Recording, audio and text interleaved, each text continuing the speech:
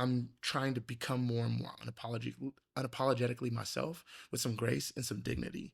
And I think that's like, I'm not like this, I'm that bitch. Like, that's crazy. Like, it's abrasive, and you'll be that bitch at some point where you've secured the bag and you can go off like Doji. You know what I mean? Like, that's the goal, is to be her. But in the meantime, in between time, there's strategy, you know what I'm saying? Unless you feel like you really are her, and you need to own that and like deal with the fact that that's gonna come with rejection. All right, level. You didn't show us this. Oh, so it's quiet on set. Hold for focus. Hey everyone, this is Annalise. And I'm Zoe. And this is Hold for Focus, a podcast where we sit down with our friends and peers in the industry, writers, actors, comedians, musicians, what have you. Mimes. And mimes. I don't know how that conversation would go. Podcast, just silent. And yeah, we just have conversations about what it's like to navigate the industry as a young professional and all the different paths and approaches different people take. Well, here today to illuminate us, you may know him from our very short films, or A House of Dynamite, which is on Netflix, or Fight for 84, where he stars across from Jamie Foxx, even though it has not come out yet. Stay tuned for that. Or our previous podcast episode where we had him on and just couldn't keep it all contained to 1 hour. And why would we? Except for all the other episodes where we do. But this one, we said part 2, and here he is to show us how it's done, Malachi Beasley. Do you ever find yourself, like, assessing your own emotional and mental world, like you as Malachi, using sort of actor tools? Oh, all the time. All the time. It's bad. It's a bad habit. My wife hates it. And, so, and my sister hates it. Like, do you have an example? I got tons of examples. I think there'll be moments where I'll have a disagreement with someone and I'm like, hey, I think you just need to breathe right now and open up, like your capacity to listen, and it's like, that's patronizing, but that is an actor thing. That's like, oh, in a scene, I probably need to listen and open up my ability to actually be present. Or, sorry, it's just so funny. Or, I don't take anything literal, like ever. Like even bills, I'm just like, they're just numbers. They're just like they're just a thing. Like what to you be just or use it to delude yourself. to be or not to be, it's fine. I'll just send the bill off. Who cares? 000 in my account. Like it's just like you're just like constantly using like these kind of like, oh, how do I get through the day? And I know how to get through the day as an actor. I know how to another example is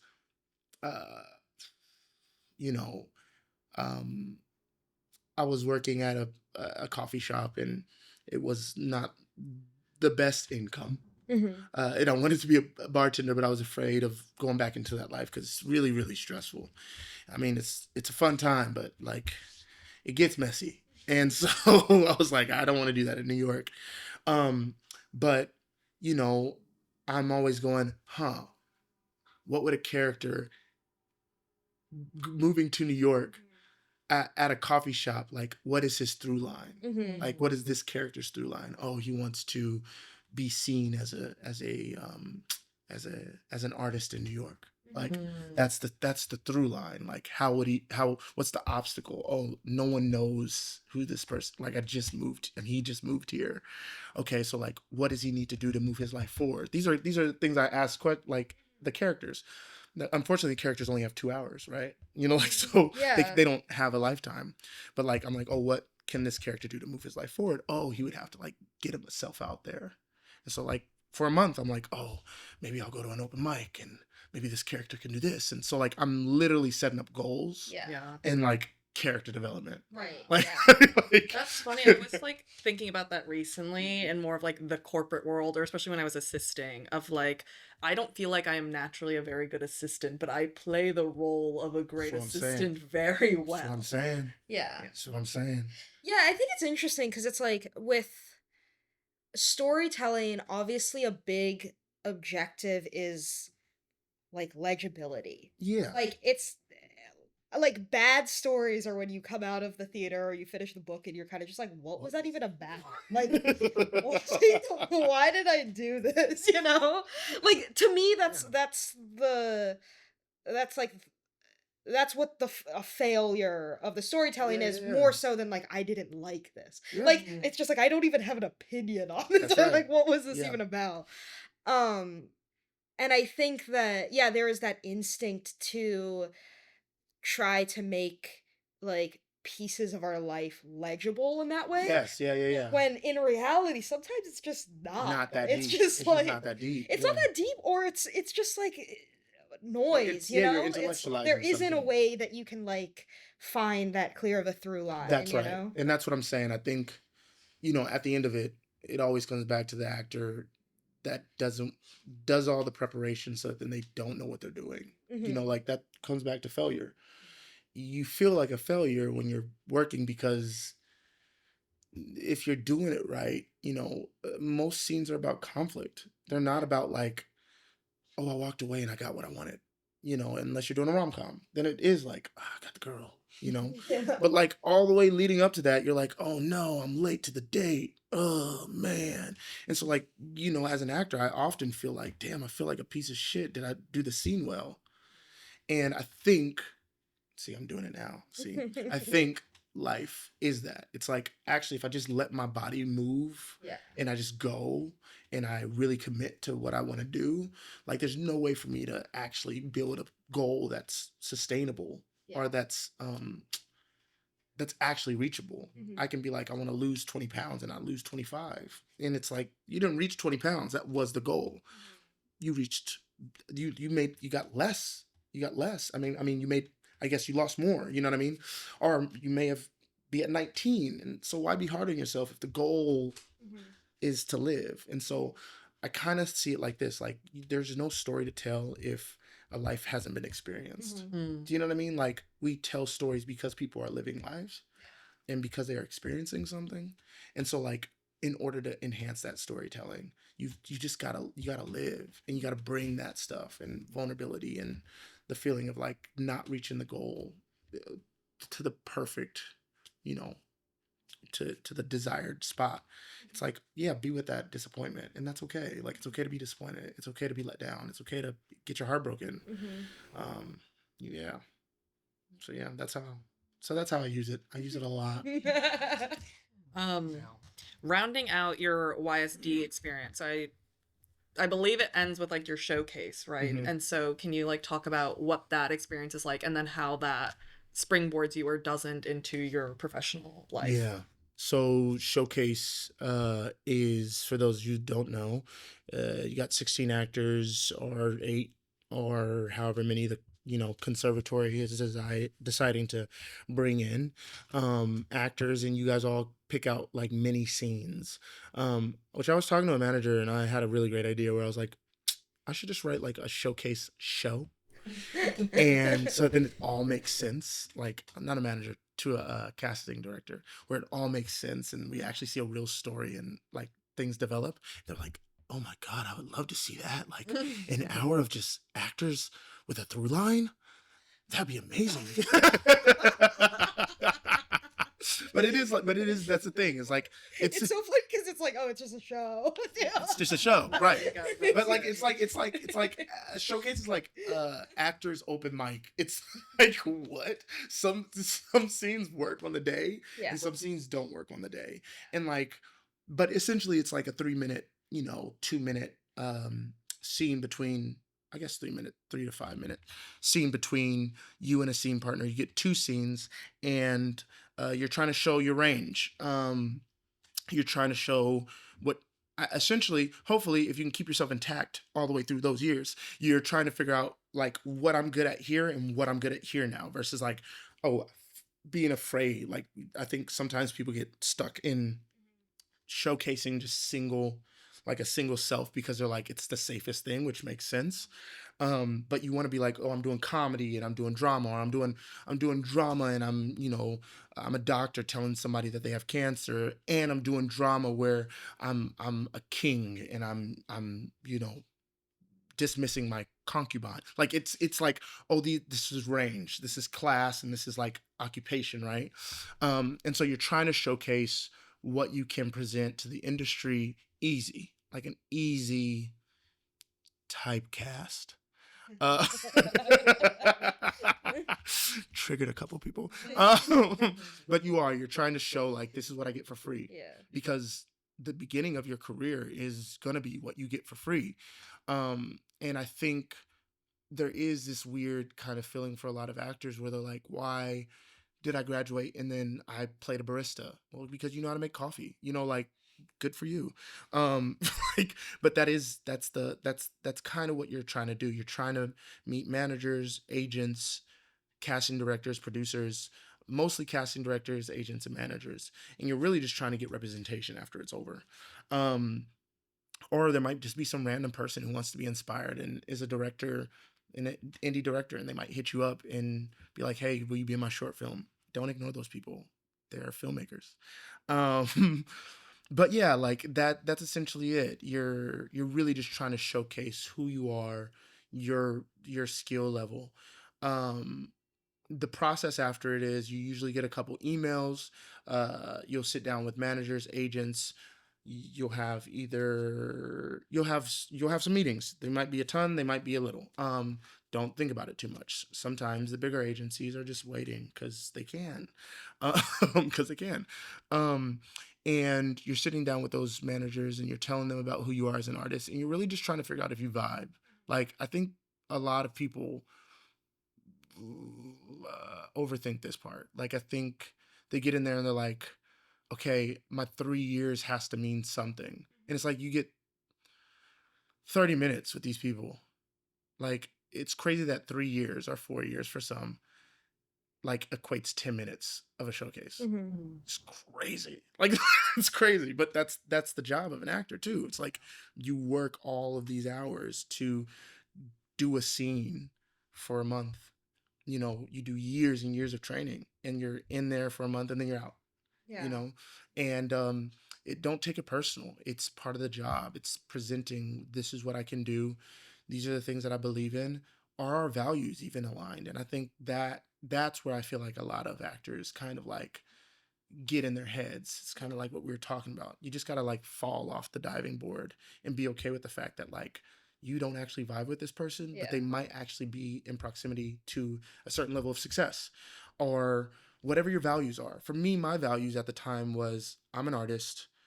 I present as a mask, athletic. Somebody told me that I look like a fuckboy, so I guess fuckboy, which I hated, and I still hate it. But like, I know that this is what I present, but this is what I want to do. Like, I love Philip Seymour Hoffman. I love Lakeith Stanfield. I love William Dafoe. Obviously, Denzel Washington. But like, I'm a weird motherfucker. Like, I'm weird, and I'm trying to figure out how to zhuzh my spine so that then I undo some of the stuff that I experienced in the hood. I undo some of the stuff that I experienced in the military. And so like, I'm saying this stuff to managers and agents. I'm saying this stuff to casting directors. I'm trying to become more and more unapologetically myself, with some grace and some dignity. Mm-hmm. And I think that's like, I'm not like this, I'm that bitch. Like, that's crazy. Like, it's abrasive, and you'll be that bitch at some point where you've secured the bag and you can go off like Doji. You know what I mean? Like, that's the goal, is to be her. But in the meantime, in between time, there's a strategy, you know what I'm saying? Unless you feel like you really are her, and you need to own that and like deal with the fact that that's going to come with rejection. And so I think that you can't take it personal. It is just business. It is just filling out who they are as artists. We don't treat agents and managers like artists. They are artists. Like some of them not so much, but like most of them are like, I have taste, and I know what artists I want to put forward. And sometimes they put the wrong person on their roster, not because the person's not talented, it's because they don't actually fit in the art wheelhouse that they know how to articulate. You know what I'm saying? And so, yeah, like it's an artistic conversation after you do showcase. Um, and then you'll get your manager, your agent, and then you'll start to do auditions, and then you'll realize slowly but surely that there's like 4 or 5 classes ahead of you that are auditioning for the same thing, that have paid their dues to get into those certain spots, and you'll go, oh, I need to figure out how to sharpen my tools. Yeah. Like, and you'll stop thinking about booking because like you want to be the one who books straight out of school, or you want to be validated that you're good, and you'll just go, no, let me just do my work. And so I think that's like the before showcase. I mean, that's during showcase and the after showcase. Before it, you're just searching for scenes. And that's really sad because sometimes you'll be like, I like this scene. And they'll go, this scene would be really good for the other black guy. And you're like, So, yeah. Well, it's funny you mentioned like you want to be that person that leaves school and then gets booked, because I mean it didn't take you that long to get booked if you were in House of Dynamite, which just came out last year. Stratcom is asking for launch instructions right now. I'm gonna need you to breathe. We were talking about hitting a bullet with a bullet. What was that like, being on set, the process of getting it? Yeah, the process of getting. I mean, I was told that Kathryn really liked my tape. I had locks at the time, mind you, and so I had to shave my head for that, which wasn't that sad for me. But it was interesting, because with Kathryn, Bigelow thing, it was like it's kind of like what I said with the Ron Van Loo thing. I did very little. Like, I was just like, how can I be here? How can I be present? How can I listen? I'm sitting next to a star, Rebecca Ferguson, who is just a powerhouse of an actor and a person. And I'm trying not to, like, my first day, I was like, I'm trying not to step on toes, but I'm also trying not to seem sheepish. And she like just put me under her wing, and I really appreciate Rebecca for that, and really was like, hey, like, you got this. And I had a blast. Like, I had fun and felt myself slowly starting to get confident as we were working. But that film specifically, it was about doing less. It was about, oh, there's something happening in front of you, in front of the screen that you're looking at for, I think we shot for 3 months. Right, yeah, 3 months.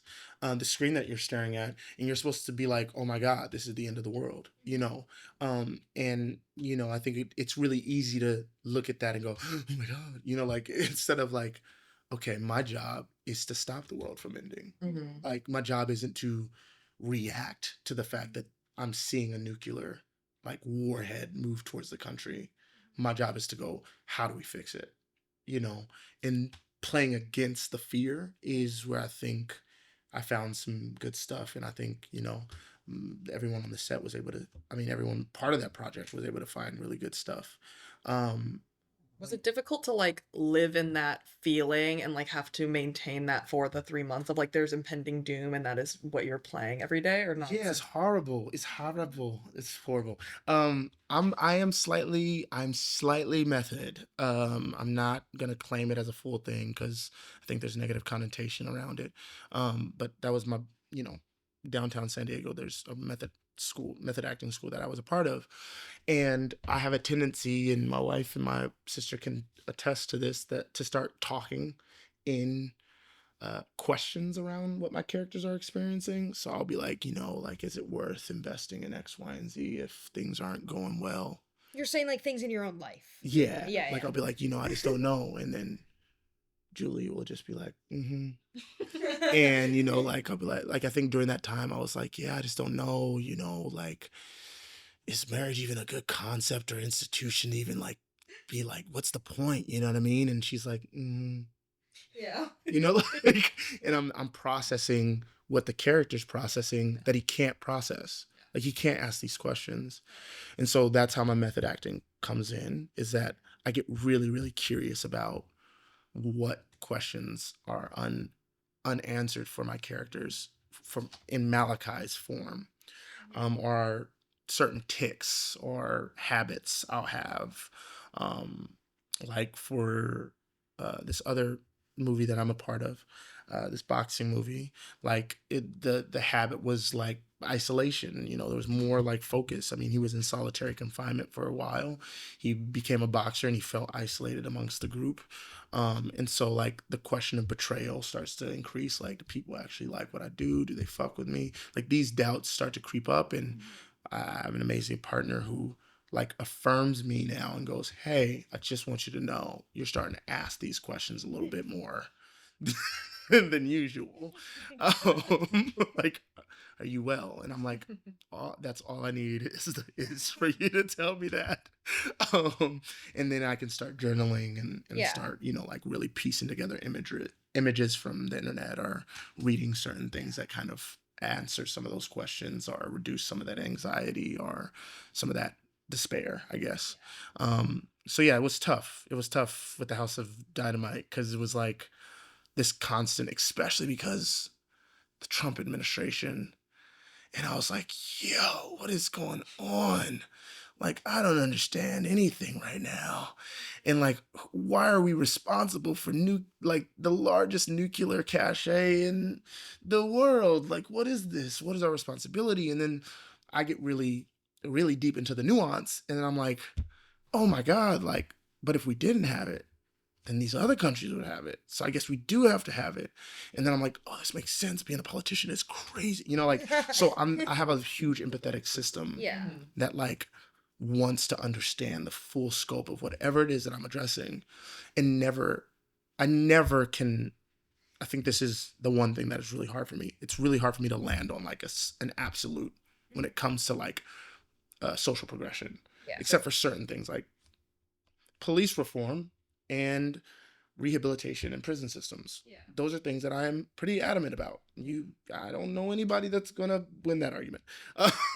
But like whenever I'm doing a piece and I'm starting to actually get into the weeds, and I'm actually starting to study, and I'm actually starting to research, and I'm actually starting to like ask philosophical questions, it does come down to like, oh, we need systems, and we need counter arguments. I might not agree, but like I'm here to understand it. You know what I mean? Like that's my goal. And so that film was tough just because of the political climate at the time. And you know, the world ending. Yeah, I mean, I think like we all do this to some extent, of like the content, like whatever content we're consuming at the moment, really like affecting how we're viewing the world. Exactly. But yeah, I feel that way with like, you know, when I'm reading books or like watching a TV show, or like really engaged in like learning about some sort of sector of culture or society. It's like my entire sort of framework adjusts to be viewing from that perspective. But of course I can imagine it's much more complicated when you are being paid to do that, where it's like I can make the decision to be like, I'm just like, I say this all the time of like, I can't watch anything heavy right now, you know? Like, and yeah, of course it's like, it can be very difficult when it's like, well, you can't really make that choice. To some extent, you do have to engage with it. Yeah. I mean, it depends on the character. Sometimes I disconnect completely. But usually it's Shakespeare. Usually it's worlds where there isn't an internet. Like, there's no internet. Or like if the character is like, you know, less interested in consumption, like moral, like has a moral complexity. I'm like, oh, I'm trying to get holier than everything. I'm here. I'm centered with self. And so I think that's the hardest part, is trying to find what part of you is you and what part of you is your work. You know what I mean? Is my desire to learn and empathize with everything, you know? So Well, I haven't seen you since I've watched House of Dynamite finally, but you're amazing at it. I love seeing you. Thank you. I love the scene where like Rebecca Ferguson is like turned away and like crying, and you're just looking at her. She reaches to comfort you, and Annalise and I were both like, I don't know if I'd be comforted by her right now. She's like crying. Like, yeah, this is very comforting. It's Just fine. like, this is all I got. She's like, pull it together as she's falling apart. She's losing it. And I feel for her, you know? Oh, and you get slid the lists to like put your name down. That was Oh my that God, was a like, hard scene. heartbreaking. That was hard. That one got me. Because I was like, I remember I mean, being in the military, we talk about that. And so I was like, oh, this is really triggering me. Yeah. So yeah. But kind of now looking ahead, just like curious, what kinds of work are you most passionate about? And do you feel like there is any kind of like tension as you go through your career of like what you feel like you should be doing versus what you want to be doing? Or are they kind of the same things? Like, am I creatively aligned is the question? Well, just yeah. So Like- first, just like what types of things are you most drawn to? Like, if Yeah. you could, your dream role, what types of things do you want to be doing? And then yeah, like as you're moving forward in your career, do you feel like the projects you're doing, or not even just like the projects you've done, but just generally, do you Yeah. feel like there's like a tension between what you want to do creatively versus what you want? Yeah, I should mean, do? I think that I am. Here's the thing: acting wise, I'm always aligned. Like anything, you know, I could go 5 years and be typecast. I don't want that. But I could go 5 years and be typecast because I'm gonna find some nuance in that character. Like that's something that I pride myself on. If you give me a stereotypical black athlete linebacker who's dumb, I'm gonna look at the script and go, "Cool, this line where it looks like he's dumb, he's actually being a smartass." Like I love doing that, and I think I'm a problem solver, and so I think directors and producers and stuff like that appreciate that because they're like, I didn't even see the line like that, and I'm like, I know, it's my job to stare at this line for hours and figure out like the full truth of it from the just say the line the way it's supposed to be sent or the way that it's supposed to be interpreted, the stereotypical way, or from the way that you don't expect it. And I'm going to give you both takes, but I'm damn sure going to invest more in the like way that I want to present black males, right?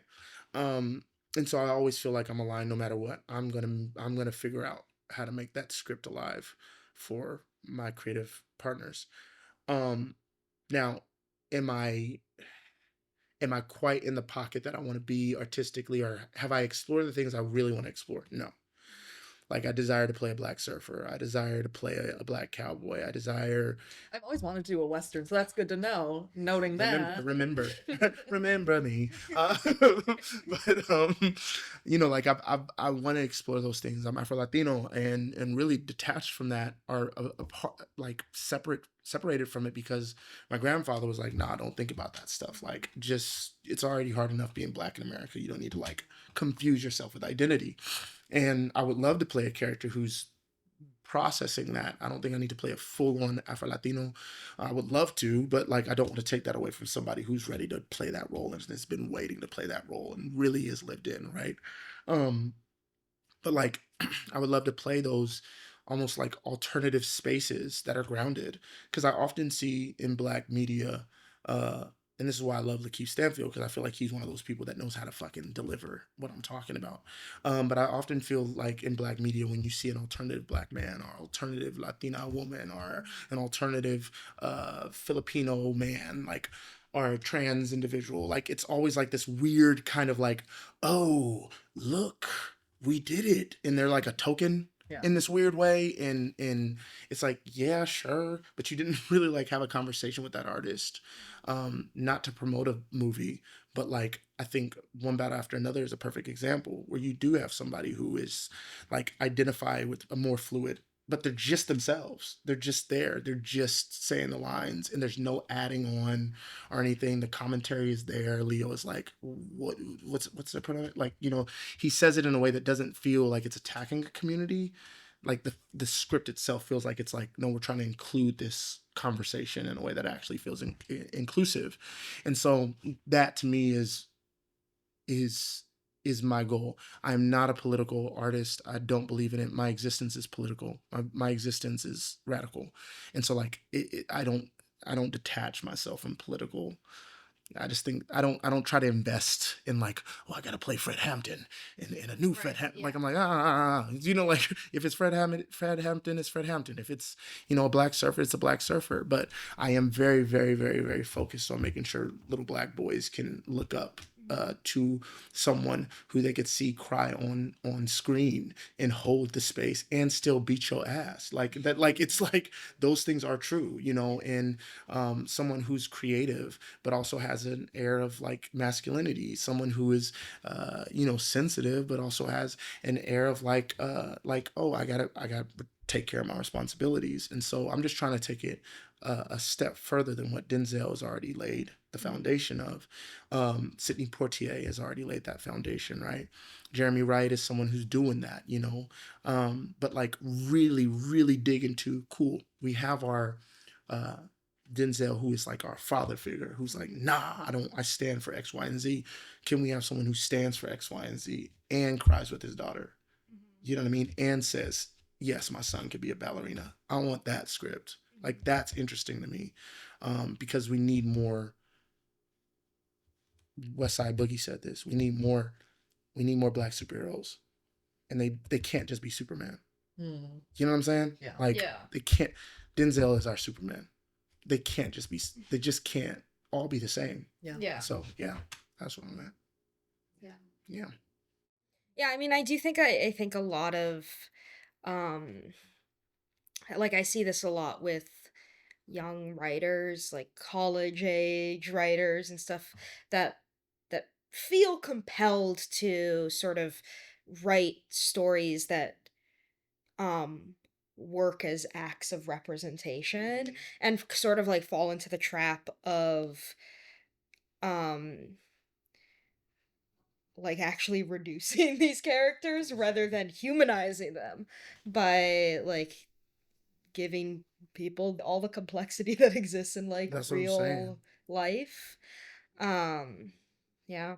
Yeah, I think the commentary can be there, but like, I was watching Brad Pitt in F1, and it's like, let me play Brad's part. You know what I mean? I can slip in there every now and then. Yeah, you know how hard it was for me to work there. That's the one line you're gonna get of like, but like, no, like, why are you paying attention to these dudes? Like, focus on your work. Boom, it's that simple. I want that script. I want look at the easy athlete. Like he's doing what he needs to do to take care of his body. He's not trying to muscle it or telling somebody that you need to be running 5 miles a day. It's just like, no, his character, a lot of the time, Brad Pitt, his characters just exist in the world. Yeah. And it's like, oh, he is the representation of what it means to really be himself. Yeah. Like whatever that character is. That's what I want, is like, no, just be yourself. You don't have to put on like a suit. Yeah. Or it's like, why are we spending so much like energy like signaling to the audience like how they need to be reading this, like what the context is? It's like, if the work is good, if the work is powerful, then they should be able to do that without needing to be wink winked. Like, that's what I'm saying. Like, you don't need to be told how to be. You know how to be. Yeah. You just need encouragement to be like fully yourself. And I don't think we have enough of that, especially right now in the political climate that's happening. Yeah. There's my political spiel. Well, I don't know how much, again, that you're able to talk about your most recent film that you were working on, but anything that you do want to share about the experience of like what that was like, if being on set was any different than like smaller projects that you've done. Like, I know you did a lot of short films. What is the difference for you of like being on short film sets and now being in this whole different world where you're like doing these feature films as the lead role? Yeah, sorry, lead role. That's crazy. Honestly, and this is gonna be another hot take. There's no difference, except for the lights are bigger, the camera's bigger, the mics are bigger. I think maybe the difference may be that you do feel the weight of like whatever your salary is. You do feel the weight of how big the budget is, but if you're actually doing the work, you don't feel that weight. So I do the work. And so, but at some point you do look around and you're like, oh my God, are we making this? And did that work? And why is that angle? Why is that camera in that spot? And it's like, that's not your job. The same way with short films, a director might not know what they're doing, and you're like, that angle's gonna be crazy. Your job is to say the motherfucking lines. Uh, Now, if you're working in collaboration with the filmmaker and they see you as a filmmaker, then by all means, like, work with them and say, hey, like, I think that angle might not be the most flattering for me. Is there any way we can like shape it in a way? Or actually, what is this angle? What story is this angle telling? You know, but like the difference, I guess the difference is that everybody there knows their job.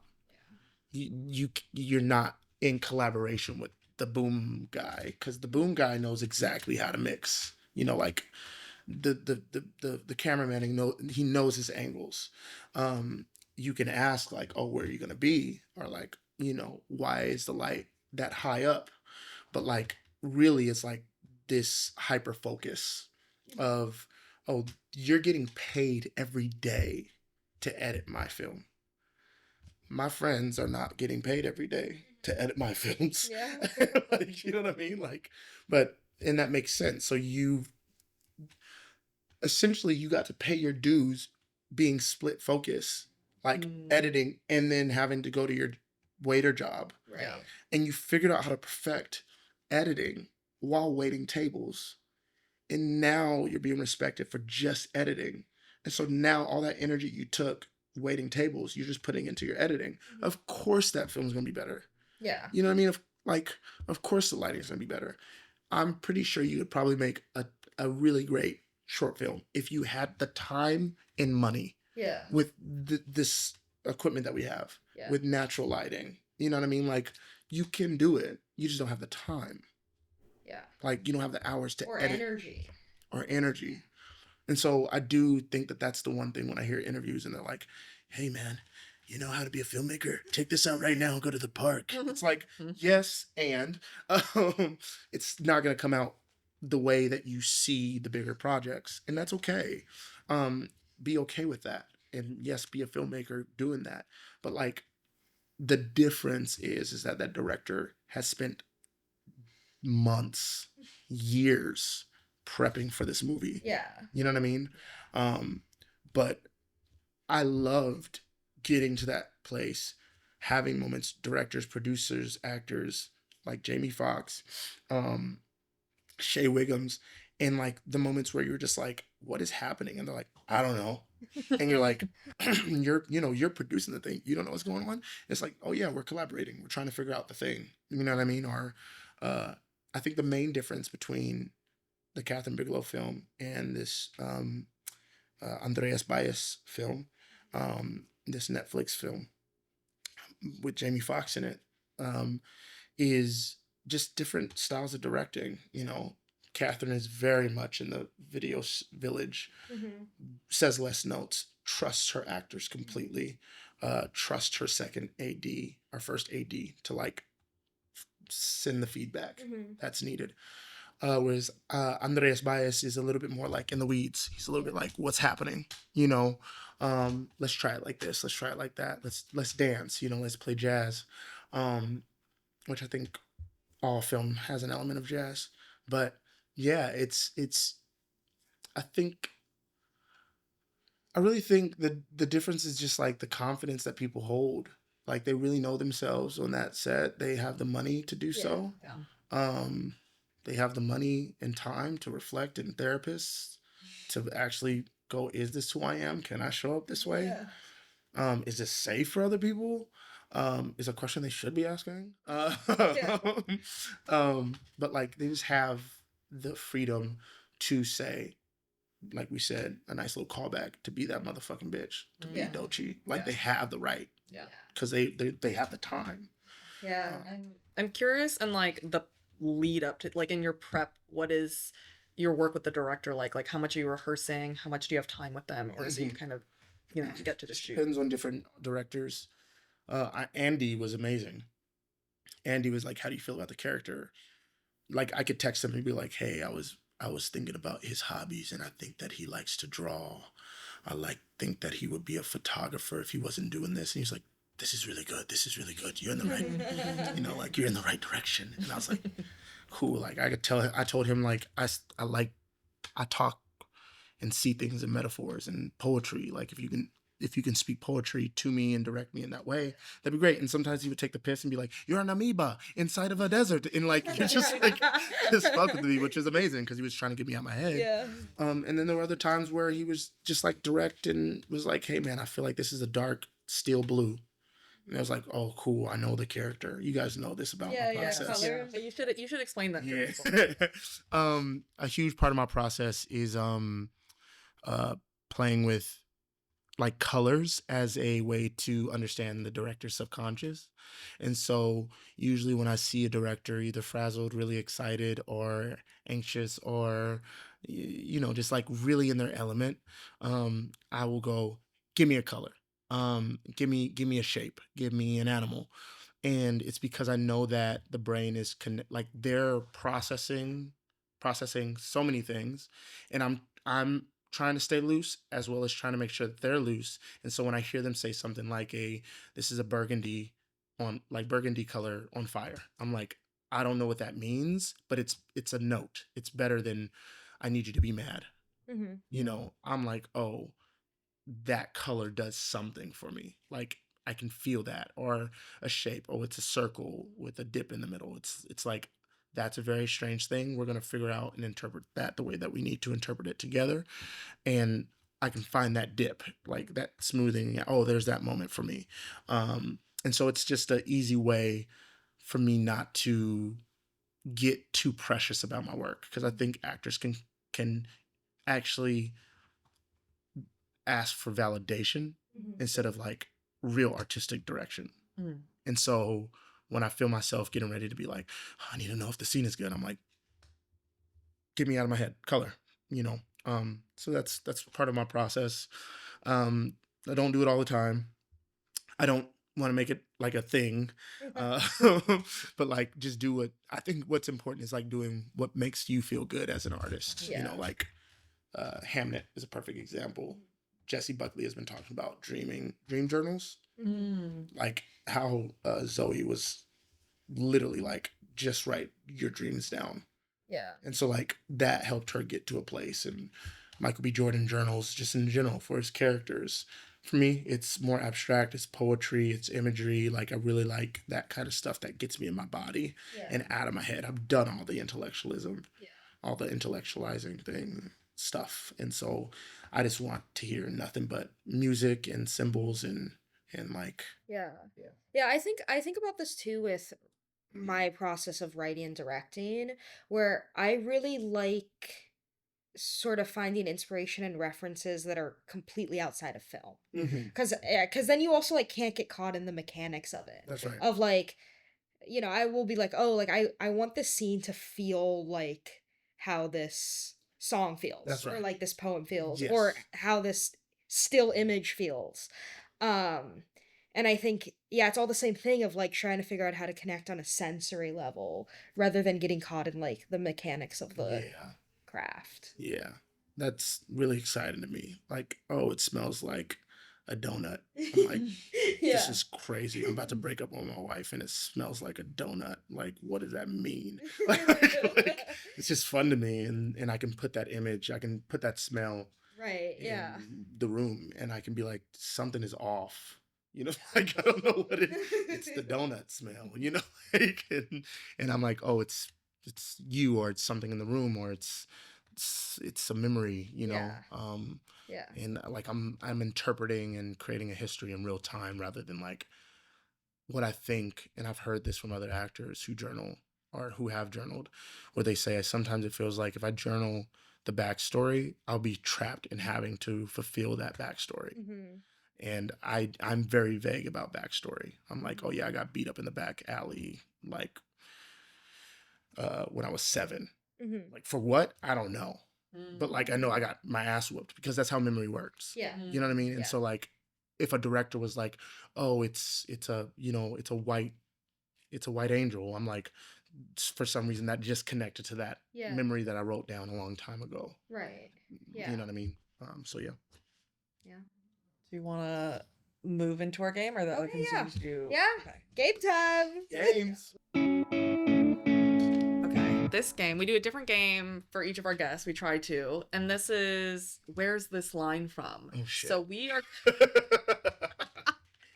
Let's go. Do you have a sense of what it is? No, I don't know if I'm gonna get it. Hopefully it'll be easy because we're just gonna read you a line that you've said. Oh, in a okay, film, okay. And you just have to say what movie it was That's from. fun. That's fun. Yeah. Okay. But we won't read it in the way that you say it in the We're film. gonna To try try to to throw throw you you off. off a little Okay, bit. go ahead. Yeah. Okay. Play the opposite. First one. So now I have like 50 forks and I live alone, so yeah. No, sorry. Inherit. Roadside Assistant. Okay. So now I have like 50 forks. And I live alone, so yeah. Okay, this is can't stop thinking about them. 58 models. 30 years, everything's gone. The sun, the moon, and the earth. I mean, yeah. I can't stop thinking about them. 58 models, 30 years. Everything gone.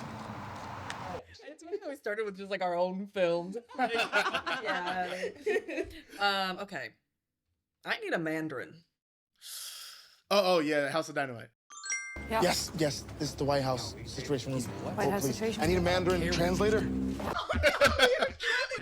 because the real line is I need a Mandarin translator, yeah. but I was like, maybe you'll think It's good. you're, like Like asking an for orange? Yeah. When we went through that film, we're like, every line you say is so clearly about the nuclear family.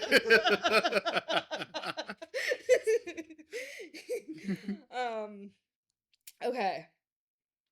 Every Sunday I jam out with the boys and it saved my life, honestly. What? Say it again. Every Sunday I jam out with the boys and it saved my life, honestly. Oh, this is incoherence. Yeah, this is incoherence. Yeah. Yeah, so every Sunday I jam out with the boys and it's been saving my life, honestly. Yeah.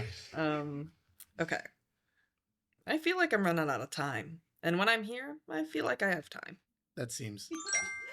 I feel like I'm running out of time. When I'm here, I feel like I have time. Wow, this was so easy. Wow. We were like, we don't know if you'll get this. He does the work. He does I do the work. I do the work. Wow. Wow. I feel I've never won anything in my life. I know, 5 for 5. I want to thank the Academy. I know, it's really quick too. I was like, surely you'll be stumped. You know, we're like, we didn't pick every movie you've been in, but No, that was good. That was fun.